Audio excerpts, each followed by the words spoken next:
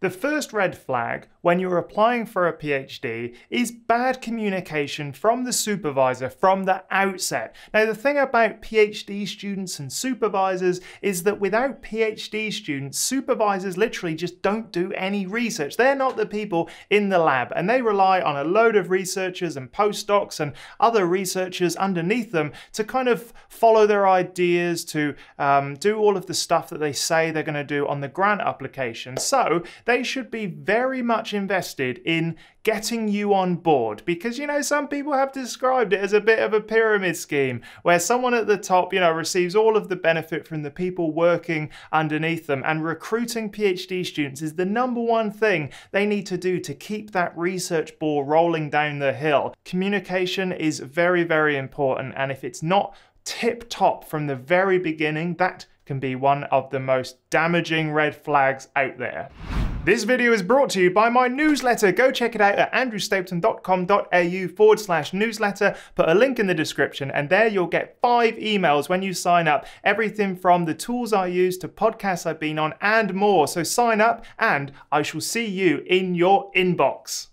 Before you even approach a supervisor, another red flag that I would look for is a relatively low publication rate. Now, I would look at the last sort of like 5 to 10 years of their research career, and I would look to see how many papers they have published from their research group. Now, the thing about this is that careers go up and down. So looking over 10 years will show you whether or not they're on the up, whether or not they're kind of flat, or whether or not they're kind of dipping down. Now, this can be related to the stage of the career that they are in. Early, new professors are very excited. They're producing collaborations, they're producing papers, and they want to start to see that upward trend up for their career. Someone mid-career may have developed their collaborations, and they're just kind of coasting at a certain amount, and that's also very good. But it's the rate of publications that you're looking at, and also the change in the rate of publications. Now, publications are the currency of the academic world, and if you want to go further in your academic career and become a professor, or even if you just want to, stay in the university system or stay in research, having publications with your name on them is the #1 thing that you can do to assure that your career goes up. The third biggest red flag is access to your supervisor. What does that look like? Now, it's not necessarily a bad thing that you can't get immediate access, like you can't just walk into their office, but it's very important that you have as much access as possible to tackle questions, to have supervisor meetings. Go check out my last video where I talk about the best way to sort of like get through supervisor meetings. But all of these things come down to essentially access. How are you going to get in communication, in direct communication with your supervisor? If it's via email, that is very tough. If it is in person, if they've got an open door policy, that is much, much better. Now, very sort of successful academics do tend to do sabbaticals. They tend to go abroad a lot.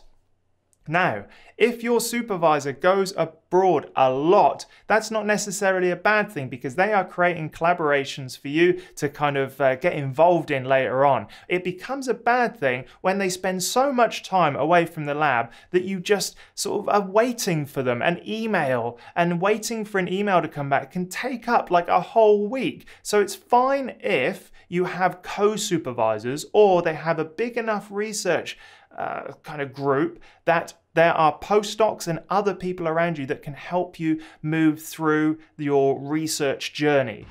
Now, even though supervisors are very, very important to making your PhD easier, they sit in a system. So we're going to zoom out a little bit, and one of the biggest red flags I've seen from a university system, or at least a department within a university, is that there's been a recent massive restructure in that department. Now, one of my jobs, I went into that job just after there was a major layoff. They told all of the researchers, all of the supervisors in a certain department that they had to reapply for their jobs. And so they went from like 20 down to about 10, which is just crazy. So now you're entering this place that is just full of horrible kind of sentiment, and everyone feels gross, and people are angry at the leaders of the university for sacking essentially all of these people. And if there's been any major restructure or any sort of major change to the way this university system works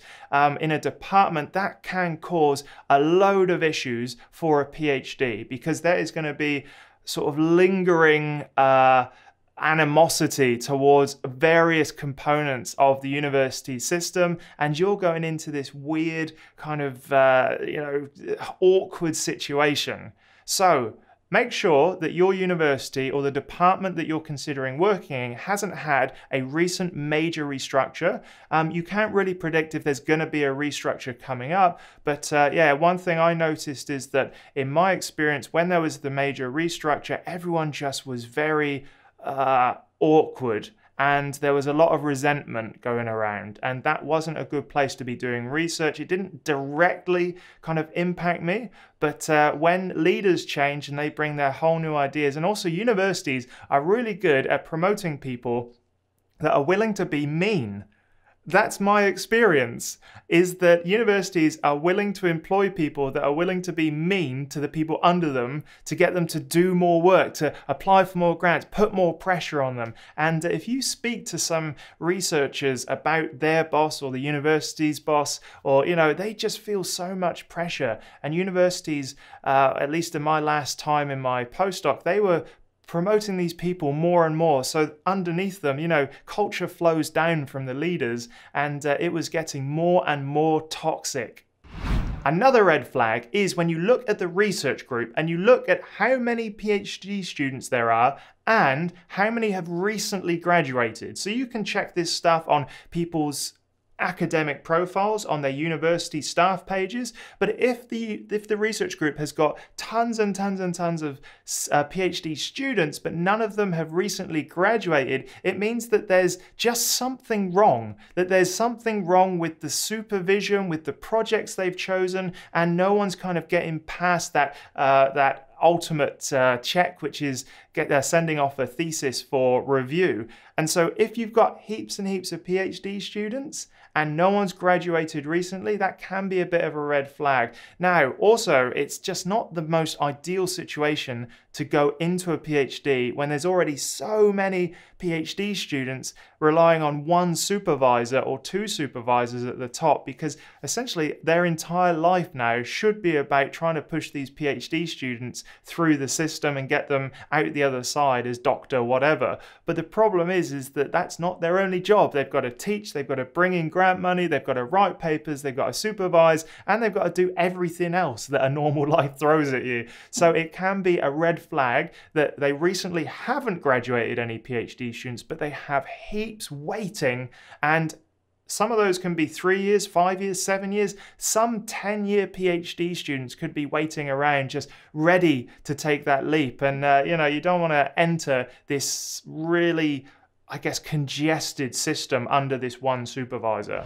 So there are the PhD application red flags that you should look for if you're applying for a PhD and you're not quite sure, you're getting a weird feeling about this research group, or if there's just something not quite right. That's what you should look for. Now, let me know in the comments what you would add to that list. And if this video has been helpful to you, remember to give it a thumbs up and go check out academiainsider.com. That is my new project where I've got an insider forum, and I've also got my ebook, The Ultimate Academic Writing Toolkit, which helps you produce more papers quicker, gives you all of the building blocks, and it tells you the little tiny secrets along the way to make sure that it's more efficient and you boost your career.